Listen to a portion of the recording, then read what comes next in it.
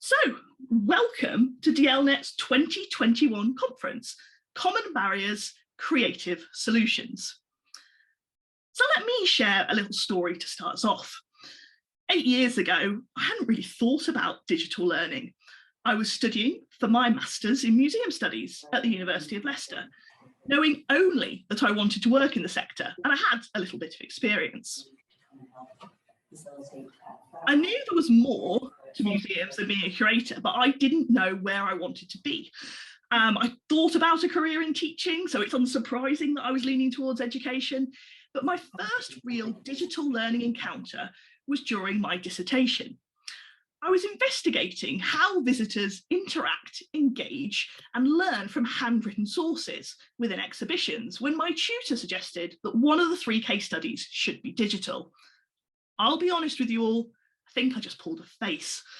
But I let the idea settle and I found a really good example in the Florence Nightingale Museum in London, where a digital interactive provided an accessible replica of a register of nurses. Technology was being used to do more than what the original document could do on its own. And that's when I realised it could do so much more. It wasn't about replacing the original collections. It still mattered that we saw Florence Nightingale's handwritten account. But as a visitor, I could have a depth of understanding only possible with digital. This was my light bulb moment, and from there, I haven't looked back. Now, some of you might share these light bulb stories. Some of you might have been dragged kicking and screaming into the world of digital learning over the last 18 months, and I'm hoping quite a few of you sit in the middle. Whoever you are, wherever in the world today is an opportunity to discuss the barriers that unite us and just some of the solutions that can inspire us. We have a lineup of speakers here to talk about the practicalities of it all. And I hope you leave today with a list of quick wins, achievable changes, and even some big ideas to start mulling over. So to kick us off, I wanted to explore where we are in terms of digital learning and what the future looks like.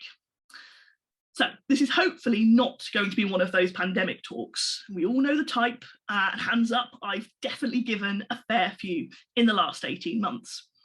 You know where we say where we were, and then this big event of March 2020 happened, and then everything changed.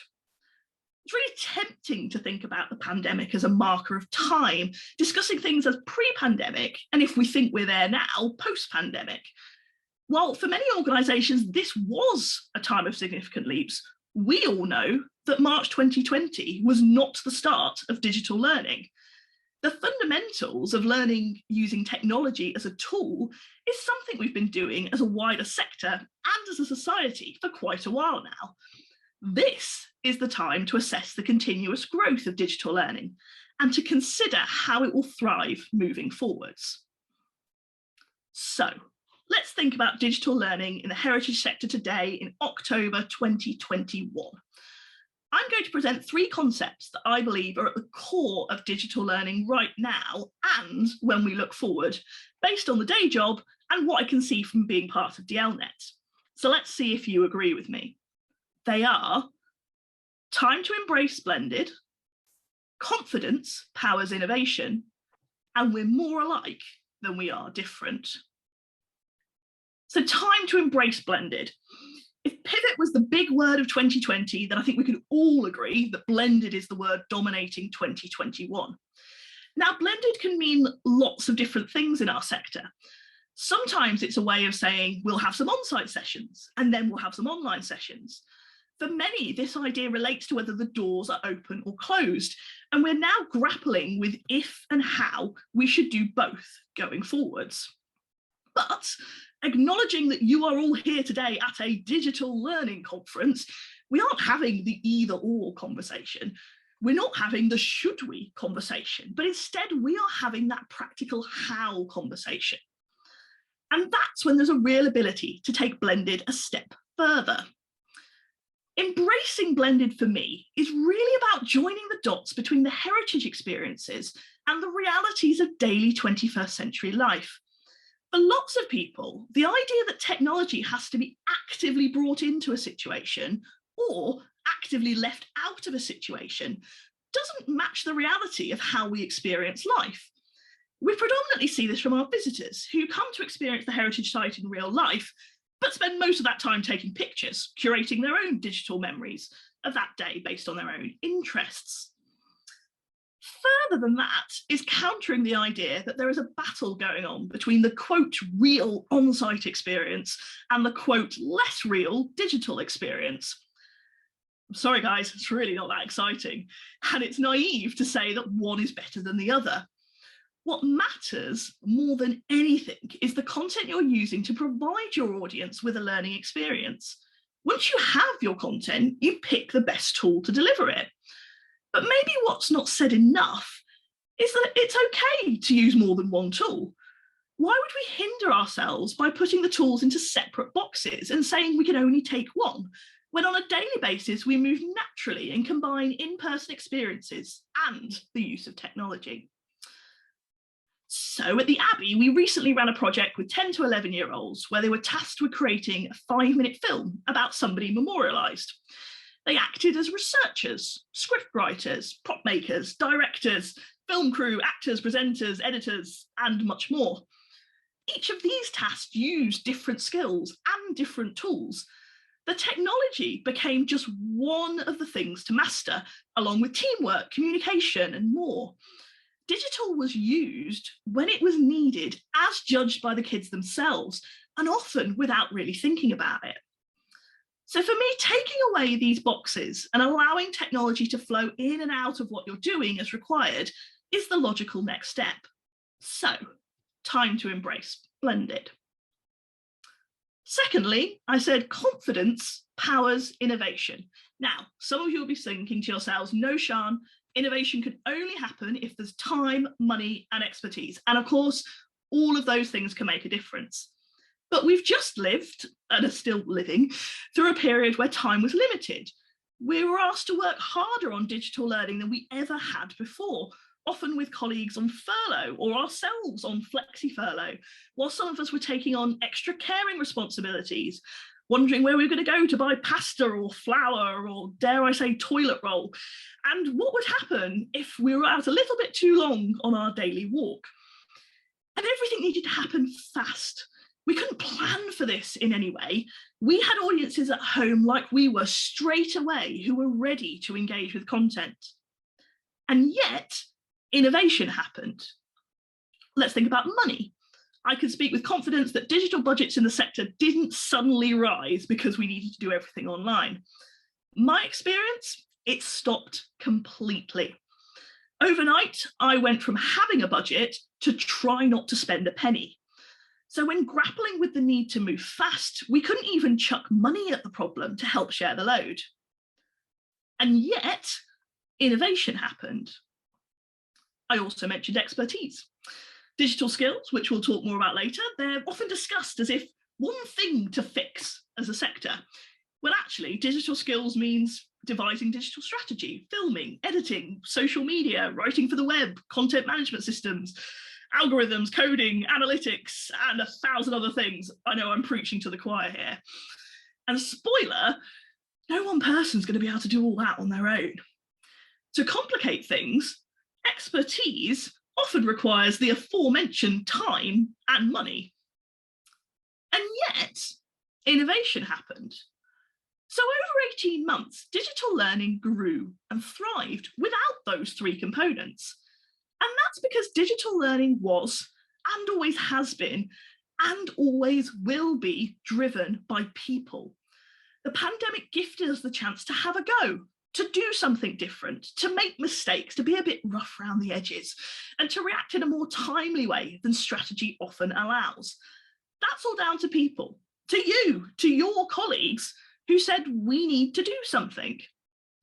I regularly say that even those of us with digital or digital learning in our job titles or job descriptions were also as unprepared for a global pandemic as everybody else in the organisation. At the Abbey, I've had the privilege of watching my colleagues' confidence flourish in this time, going from self-proclaimed novices to champions of digital learning. And I can see that that is the case across other organisations too. These digital champions push the boundaries, they ask the difficult questions, and they feel more empowered than ever to be part of the digital learning conversation. Perhaps that's how some of you here today would define yourselves. It's a big sign of confidence, and why I strongly believe that more than anything, confidence powers innovation. Finally, I said we're more alike than we are different. When on the hunt for silver linings, all of us did experience the global pandemic, admittedly in different ways, and it meant that the world suddenly seemed smaller. The barriers of geography were suspended, which meant overnight, wherever you were in the world, it seemed easier than ever to connect with people across the globe. For example, at the Abbey, digital learning for families meant we went beyond the borders of London and the M25, as people joined our sessions from America, India, and Australia, to name a few. As we engaged with children from a mixture of cultures, we focused on the things that united them, and that wasn't difficult to do at all. Talk to your family, show your favourite toy on camera, share crafts that you've made along with us. Yet again, this is about content leading the way and how technology enabled us to share it globally. Audiences are, of course, essential, but we should realise how in October 2021, we are more similar than ever to fellow heritage professionals around the world. We share different stories about different places. We may even be sharing different sides of the same story. But ultimately, we're all here, and I think we're all here today because we want to educate, entertain, and inspire learning at all ages. Never again will distance be the barrier for speakers and attendees to join in rich conversations. And what we learn from these more global interactions is how the barriers and the solutions can be so similar. There is someone out there who is experiencing the same thing you are when it comes to digital learning. But now it feels like connecting with them is easier than ever. And that's why we have the Digital Learning Network, or DLNET as we lovingly call it. For those of you who don't know, this is a voluntary run network by 10 UK heritage professionals who want to make sure no one, regardless of their situation in the workplace or if they're freelance, feels alone when tackling digital learning. As a committee, we never promise to have all the answers, but we are dedicated to doing our best to help you, or to help you find someone who can help you. It's a free to join network, which has been in existence for nearly 20 years, that simply focuses on connecting people so they can ask for support and share ideas, just like what we're doing today. DLNET is open to anyone who has an interest in how digital technology can support creative and inspiring educational experiences. It's open to absolutely anyone. So there we are. Time to embrace blended. Confidence powers innovation, more alike than we are different. But I'm just one voice. It's our voices together that are the driving force behind growing and thriving. I'm a voice that's continually learning from others and striving to make things better. And I know I won't be the only voice in this room today that feels that. I'm a voice that wants people to find their light bulb moment, or at least just have the confidence to give it a go. The future of digital learning is brighter than it has ever been. And I'm sure we'll feel that sensation even more after today's fantastic sessions. In the spirit of free sharing, our speakers have generously given up their time to talk to you all about the highs and the lows, the realities of what digital learning barriers they faced and have overcome. Today is a time to listen, to share, to question, to reflect, and to connect with people who are just like you. Because if you take just one thing away from today's conference, when you embark on digital learning, you are never alone. DLNET will make sure of it. Thank you.